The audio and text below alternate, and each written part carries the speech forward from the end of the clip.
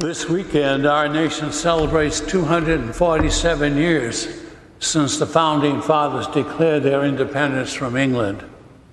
They wrote, "We hold these truths to be self-evident, that all men are created equal, and that they are endowed by their Creator with certain unalienable rights, that among these are life, liberty, and the pursuit of happiness." These days, the news is filled with the stories of young people streaming across the border of Mexico into the United States. Terrible stories come from each of them, telling of their reasons for their dangerous journey. The Church is mother, and her motherly attention is expressed with special tenderness and closeness to those who are obliged to flee their own country and exist between ruthlessness and integration. This tension destroys people.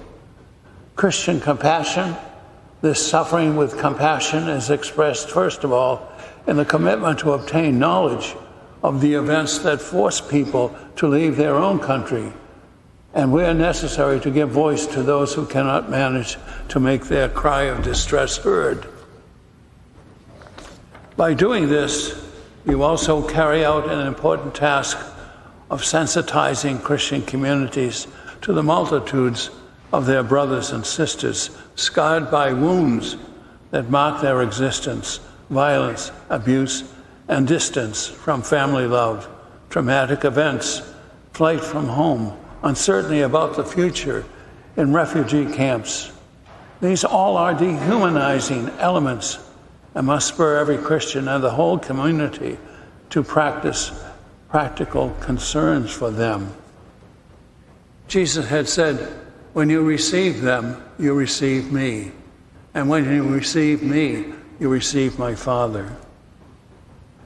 Today, however, I would like to ask all of you to say a ray of hope as well in the eyes of and hearts of refugees and of those who have been forcibly displaced.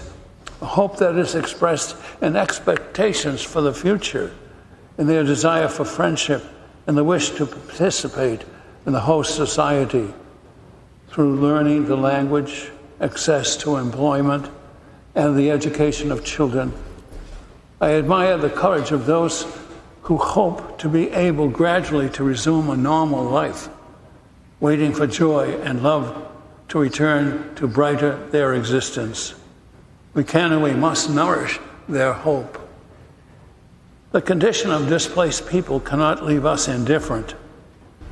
Moreover, as church, we should remember that in tending the wounds of refugees, evacuees, and their victims of trafficking, we are putting into practice the commandment of love that Jesus bequeathed to us when he identified with the foreigner, with those who are suffering, with all the innocent victims of violence and exploitation.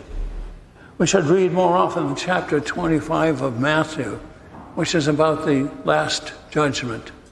It does not ask if you are Catholic, Protestant, Jew, atheist, or anything. It asks, how did you love the people I put in your life? You'll be judged on that. Did you love them?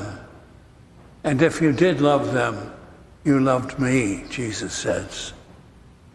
May Christian communities really be places of hospitality, listening, and communion.